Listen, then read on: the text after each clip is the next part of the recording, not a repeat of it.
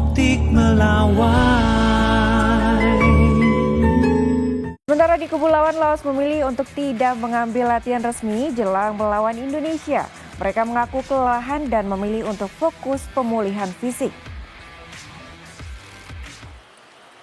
Timnas Laos hanya melakukan pengenalan lapangan di Stadion Mahanan Solo, Jawa Tengah Rabu malam dan memilih tidak mengambil kesempatan latihan resmi.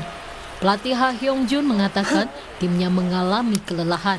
Sama seperti Indonesia, mereka juga melakukan pertandingan berat dan perjalanan panjang. 체력 피지컬적인 문제는 제가 준비를 한다면 보통 기본적으로 3개월을 잡습니다. 3개월을 잡아야 제가 가지고 있는 지식으로 3개월이면 90분 충분히 뛸 수 있는 체력을 저는 만들 수 있습니다.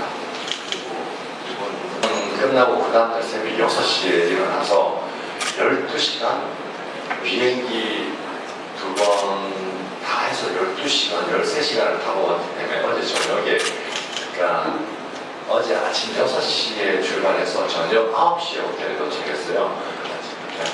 15시간을 타고 왔기 때문에 아마 회복은 완벽하게는 되지 않았지만 Laos mengalami kekalahan saat menjamu Vietnam di pertandingan pertama.